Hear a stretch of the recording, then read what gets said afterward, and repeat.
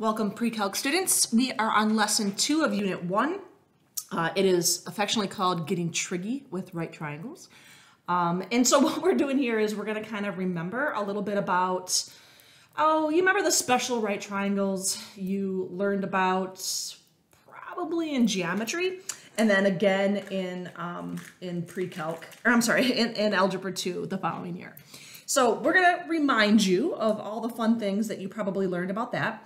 And then we're going to use that to kind of remember how we can use that to help us evaluate angles that are on the unit circle. All right, so let's go ahead and get started. So this will be a little bit of a review. Hopefully it'll be a good refresher. All right, so first and foremost, let's talk about the 45, 45, 90 triangle. So first and foremost, what I would want you to notice is that obviously this refers to a right triangle. So 45, 45 is also referring to the other two measurements, the other two angle measurements. When these two angles are the same, what that then dictates is the fact that these two legs are also the same. So we call this a leg, we call this a leg. So because those two angles are the same, these two measurements or those two legs of the right triangle have to be equal. Remember, the bigger the angle, the bigger the side across from it. The smaller the angle, the smaller the side across from it. Another fun fact is just remember that always across from that right angle in a right triangle is called our hypotenuse. So I'm just going to label that. All right, so you probably remembered a few of these lovely relationships, like what do we do to get from the leg to the hypotenuse, or from the hypotenuse back to the leg? And there were some measurements that you guys kind of remember. One of the ones you probably learned in geometry was talking about, well, if this leg, we'll use a different color here, was 1, right, then this leg has to be 1 because, again, they have to be equal. To get to the hypotenuse, this would be root 2. So you might have heard of like memorizing or just remembering 1, 1, root 2, as I remember that from back in my, trig days long time ago. Basically what we're getting at is to get from a leg to a hypotenuse, you multiply by root 2. Okay? To get from 1 to root 2, you would multiply by root 2. And then ultimately, to get from the hypotenuse back to the leg, I just want you to remember that if you're going the other direction, you're just going to do the opposite operation. So instead of multiplying by root 2 to get from the hypotenuse back to the leg, you would divide by root 2. All right, so now let's, so that was fun, right? So that was your geometry review. Now let's talk more about your algebra 1 review. So let's do algebra 2 review, sorry. So in this one, what I want us to kind of get at is the idea of knowing that the hypotenuse has to be 1. And why do we care about that? Well, because we're going to be looking at values that are on the unit circle. Remember, we talked about that. A unit circle is a circle with a radius of 1. So if you remember kind of when we drew, this is a very poor version of a unit circle, but what we're getting at here is we're talking about all these little triangles on the unit circle where the radius of your circle is always 1. So this length all the way around, all these radii, no matter what we draw, are all going to be 1.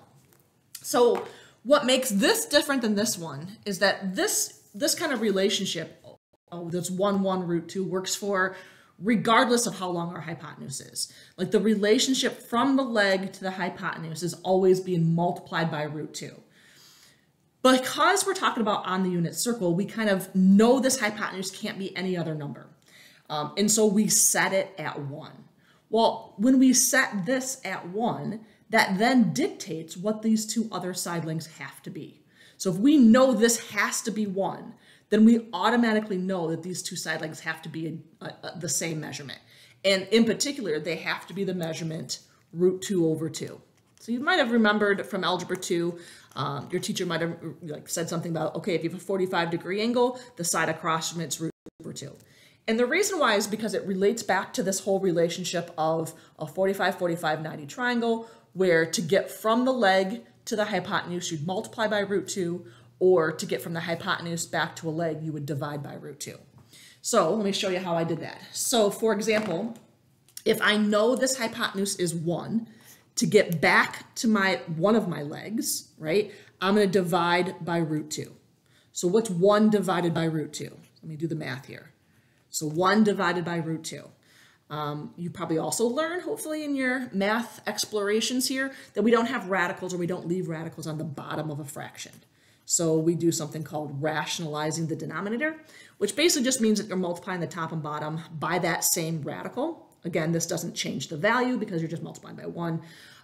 So in any ways, when I do that, I get root 2 over 2.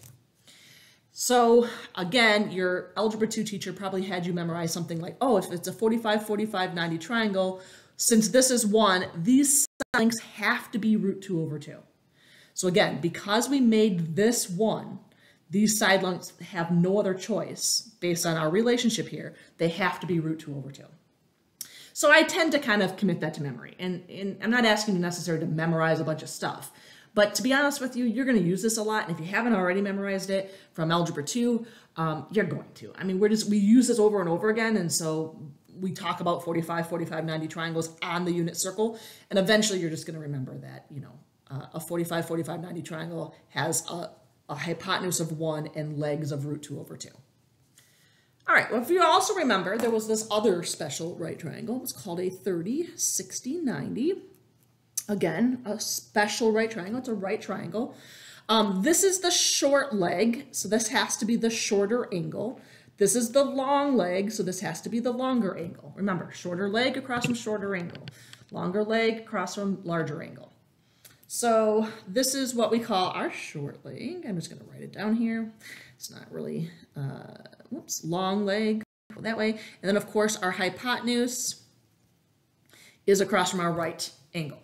Okay, so again, back to geometry. So understanding what we know about the relationships between side lengths. So you might have remembered in geometry that we said, okay, well, if the short leg is 1, a lot of times we just kind of pick a value because we can make this short leg 452 if we wanted to. But sometimes it's easier just to kind of think of it as a number like 1. So if the short leg is 1, what's the hypotenuse? Well, the relationship is the hypotenuse would have to be 2.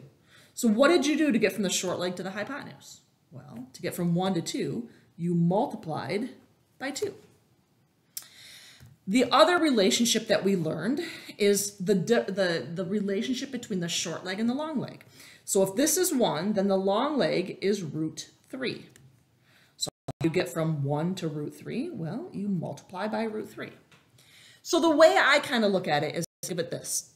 Everything has to do with this short leg, right? There's no kind of direct, at least not an easy one, from long leg to hypotenuse or hypotenuse to long leg. But everything kind of goes through the middleman of the short leg.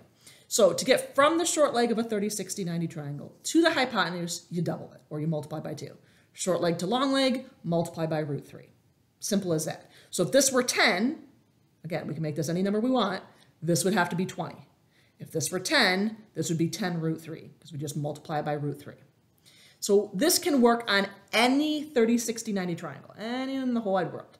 Now we say, okay, let's make this 1. Right? So now we're going to talk about it on the unit circle. So let me label my angles. So 60. So this is short leg, long leg, hypotenuse. I'm lazy, so I'm going to abbreviate.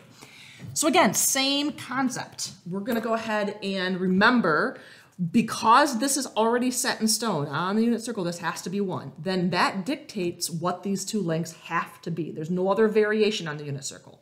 It's not like they can be anything else. So to get from the hypotenuse back to the short leg, so if we get from short leg to hypotenuse, we multiply by 2. From hypotenuse back to short leg, we would divide by 2. So what's 1 divided by 2? A half, you're right. And then from short leg to long leg, we multiplied by root 3. So we're going to multiply by root 3. So 1/2 times root 3, you can do the math here, I would get root 3 over 2. So again, your Algebra 2 teacher probably had you kind of, when we talked about the unit circle, when you thought of 45 degrees, you probably thought of the side length across from it being root 2 over 2. And when you thought of 30 degrees, you probably thought that the side length across from it was 1/2. And then 60 degrees always related to root 3 over 2. So again, these 3 things kind of end up being memorized. I'm not going to say that you have to memorize it, because you can just kind of know the relationship and just always kind of revert back to this. But it gets to a certain point where you use it over and over again, that becomes just, part of what we know. The other thing, what I want us to remember is the radian measures of these things. So you might have, okay, well first, before I get into that, I want to remind you that these two angles always go together, right? They're always in the same triangle because it's a 30-60 triangle. The 45, 45, 90, we just don't label the 45 angle twice because, you know, why? And so if we know that one side length in a 30, 60, 90 triangle is a half, then we know the other side length the other leg has to be root 3 over 2 and vice versa. Again, in the unit circle, we know the hypotenuse is always 1, so that's always set in stone. The other thing I want you to remember before we get into kind of evaluating here is just what the radian measures for each of these lovely angles are. And again, nice review of Algebra 2. If you forgot some of this stuff, we will continue to review. I would encourage you to ask questions in class and we can kind of go over some more, but this is definitely a review of Algebra 2. I did place on Canvas kind of a reference page of all things from Algebra 2 that you maybe want to review. So if some of this stuff is a little rusty, you may want to go over that. All right, so if you remember, 45 degrees is pi over 4. 30 degrees is pi over 6. 60 degrees is pi over 3. So again, it's pretty easy to remember. 45 has a 4 in the denominator. The 30 and the 60, there's a 3 and a 6, but it's the opposite. So a 30-degree angle has the 6, a 60-degree angle has the 3. Again, I kind of commit that to memory. It just ends up being easier that way. And the more you use it, the more it becomes, easier to memorize. All right, so why do we do this? Well, we're looking at evaluating. And I know you did this in Algebra 2, so this is a nice review. So for those of you who need this review, I'm going to write down steps just for those who kind of need it. If you feel you're like really solid on this, by all means, you can maybe try these on your own. Pause my video, try these on your own, see if you get and then unpause and see if you have the right answer. There's no need to listen to the rest of the video if you don't really need or at least not the next part of the video, if you don't need, all of this explanation drawn out. But this is more for anybody who maybe just needs a refresher from last year. All right, step 1, this is kind of my refresher. So step 1, I would like you to draw the angle in the correct quadrant. So remember how we did in the first section where we talked about like what quadrant would that angle end up in?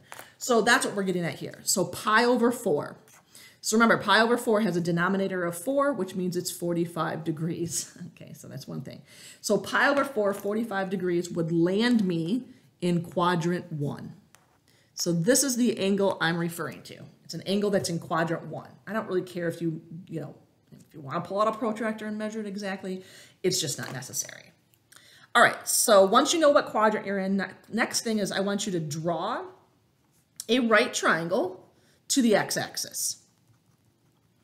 So this is what I mean by that. So see how we have this little angle here? I want you to drop this down to make this a right angle. Because we're going to be using our special right triangles here in a bit.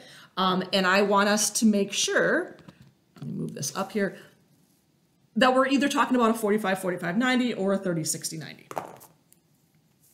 Okay, step 3, label your reference angle. So what that means is, what is this little angle in here? So because this was only 45 degrees, we know this is 45 degrees in here. Your reference angle can be 3 things. It can be 45 degrees, 30 degrees, or 60 degrees. Those are really it when we're talking about the unit circle. So remember, that side length is always 1 when we're on the unit circle. So our reference angle has to be one of those 3. And that's because that this unit circle here, this 1, dictates that. So when we're talking about evaluating these by hand, we know that our reference angle is one of those 3 options. All right, number 4, step 4, we're going to label the sides. So like the legs. And we're going to watch out for plus and minus. And so what I mean by that is that depends on which quadrant you're in. So I'm going to go back to this. So if this is a 45, 45, 90 triangle, and this is a length of 1, because it's on the unit circle, these side lengths have to be root 2 over 2. Remember, we talked about that in order to get from the hypotenuse back to the short leg, or back to any of the legs, sorry, you would divide by root 2, which then gives me that root 2 over 2. We also talked about the 45-degree angle. Where am I at here? 45-degree angle, which is that pi over 4, has a side length across from it as root 2 over 2. Okay, fantastic.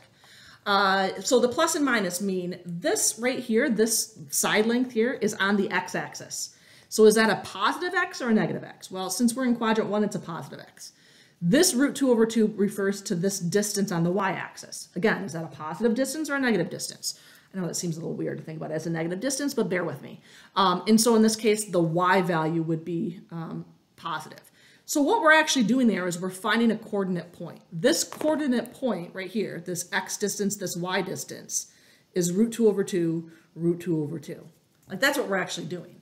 The only thing we're doing differently is we're just, instead of labeling it as a point, like I just did here as an ordered pair, I drew in a triangle and just labeled the x and y distances on the triangle. It's the same thing though. All right, last but not least, evaluate. So what does that mean? Well, again, you probably remember a little bit about SOHCAHTOA. Do you remember that? So sine is opposite over hypotenuse.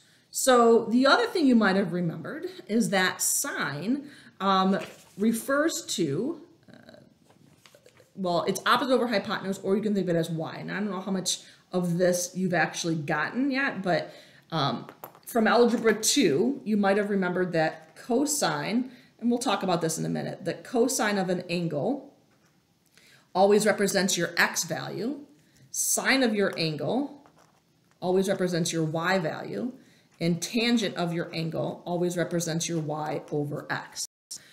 Here's why. If I have this angle right here, 45, and I want to take the sine of it, that is my opposite over hypotenuse. Well, since my hypotenuse is always 1, anything you divide by 1 is just itself. So my opposite over hypotenuse would just end up being whatever that y distance is. So in this case, it's root 2 over 2. That's why sine is y. Cosine is adjacent over hypotenuse. Again, your hypotenuse is 1, which just means that the adjacent side, which happens to be your x value, is your cosine. So that's kind of why we do that. All right, so anyway, our y value, so sine is y, or opposite over adjacent, our y value at 45 degrees, or pi over 4, is root 2 over 2. So that was the long version of that first problem. All right, let's do a couple more. Tangent of 150. This will go a little quicker. So again, what quadrant is 150 in? Well, we should know that halfway around is 180, which lands me 150 degrees right here. So that's this angle here. That's 150 degrees. I don't care about the 150 degrees. I mean, I do, but I don't. So now we're going to drop down this right triangle to the x-axis. This is where those special right triangles. If this is 150 degrees, what is this little angle in here? Well, if this is 150, that means there has to be 30 degrees left over for that little reference angle. Remember, your reference angle has to be 30, 60, or 45. Okay, we figured out it was 30, which then dictates that this has to be 60. Now we can label our side lengths. Across from 30 is a half. Across from 60 is root 3 over 2. Be careful of the quadrant. Remember, we're talking about a coordinate point here. So we're talking about x and y. This x distance is actually negative because we're in the second quadrant. So think about all points in the second quadrant. We're talking about an x value that's negative. Our y distance, or our y value, is positive, so we don't have to worry about putting a negative sign above it. All right, so tangent is opposite over adjacent. So that would be your y value over your x value. So y over x. So we're going to do half divided by negative root 3 over 2. And probably you're going to eventually, if you haven't already, commit these to memory as well, because you'll just be doing them enough. Remember, when you divide fractions, you change it to multiplication and then flip the second fraction. My 2's would cancel. I get negative 1 over root 3. And then, of course, I'm going to rationalize by multiplying by root 3 over root 3. So I would get negative root 3 over 3. So the side length, or the ratio of the side lengths of y over x, is going to give me negative root 3 over 3. And so that's what we're finding here. We're finding the ratio of side lengths here. All right, let's do one more. So cosecant of negative 2 pi over 3. So now negative 2 pi over 3 means we're going backwards. This is also in radians, not just because it has the pi, but because there's no degree symbol. So if I'm going to go backwards, negative 2/3 pi. So again, think of this as how many pi's we're talking about here. Is negative 2/3, so is 2/3 more than 1 pi or less than 1 pi? Well, that means so the negative just means the direction you're going. So it means I'm going backwards. 2/3 means I'm not going back a complete pi, like I'm short, right? So if I start here and go backwards 2/3, I'm more than a half, 2/3 is more than a half, but it's less than 1. So my angle that I'm referring to here is right there. It's in quadrant 3. I'm going backwards 2/3 pi. Again, if I went back 3/3 pi, which just means going back pi, I'd land right there on that value. All right, draw your right triangle. Now, to figure out your reference angle, this is why I like these angles that are in radians. Remember that the denominator is 3. Anything with a denominator of 3 has a 60-degree reference angle. So I'm just going to put that in there. This would have to be then 30 because it's a 30, 60, 90. Across from 30 is a half. Across from 60 is root 3 over 2. Again, think about your x and y values in quadrant 3. The x and y values in quadrant 3 are both negative, so be careful. All right, let's do cosecant. Do you remember cosecant? Cosecant was the reciprocal of sine. So if sine is y, then cosecant is 1 over y.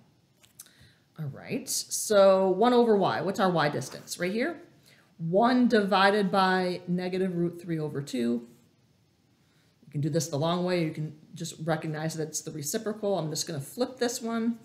So I'm going to times it by negative 2 over root 3.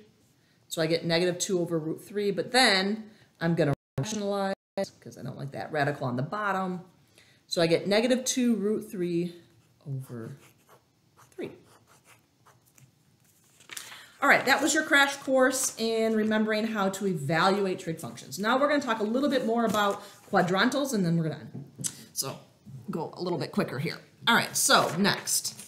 So this is kind of going back to that whole idea of sine being y, cosine being x, and tangent being y over x. So if you remember, if this is our triangle, right, this is x, this is your y distance, this is 1. So think about literally that cosine of an angle is adjacent over hypotenuse. So if it's adjacent over hypotenuse, it would be x over 1. Well, what's x over 1? It's x. So that's why cosine is equal to x. Same thing with sine. It's opposite over hypotenuse. I'm sure you remember that from your trig days, right? So opposite over hypotenuse would be y over 1, which in this case would just be y. Again, that's why sine is y. Tangent is just your opposite over adjacent. So if here's my angle, opposite is y, adjacent is x. So that's why it's y over x. Now remember all of the reciprocal functions. So secant would be 1 over x, cosecant would be 1 over y, and cotangent would be x over y. You just take the reciprocal. So the other thing I want you to remember is that when angles fall on the quadrantals, we have to handle them a little differently. We don't have the triangle. We're not going to have a 30, 60, 90 triangle. So for example, cosine of pi. So what you'd want to notice is if this is a quadrantal angle, so it's not a 30, a 60, or a 90, pi is located right here, right? That's your angle. Pi is all the way over here. So because it lands on one of those quadrants, we call that a quadrantal, we know that this coordinate point is negative 1, 0. How do I know that? Because in my unit circle, okay, these points here, because the radius is 1, and this is on the x-axis, this point would be negative 1 on the x, 0 on the y. So this is where that cosine is x thing comes in handy. So if cosine of pi, since cosine represents the x value, well, what's the x value at pi? It's negative 1. So cosine of pi is negative 1. I could also ask you sine of pi. Sine would be your y value. Sine of 0 would be 0. Let's do some more. Tangent of 2 pi. Well, where is 2 pi located? It's another quadrantal. It's all the way around your circle. What's this coordinate point? Well, this would be an x value of 0. I'm sorry, an x value of 1 and a y value of 0. So tangent is y over x. So it's y, which is 0, over x, which is 1. What is 0 divided by 1? Don't leave it as 0 over 1, because that just seems elementary. 0 divided by 1 is, of course, 0. Last but not least, negative 270. So sine of negative 270. So again, let's go backwards 270 degrees. So if this is 0, this is 90, this is 180, this is 270. So I'm going backwards 270 degrees. It's the same thing as going forward 90 degrees. This coordinate point is 0, 1. Why? Because my x value is 0, and I'm up here at 1 on the y-axis. Sine is your y value, so that means sine of negative 270 would equal 1. And that's how you do quadrantals. All right, that's it for now. Again, I would practice some of this stuff and come to class with questions, and that way we can clear those up before we kind of get any further. All right, bye for now.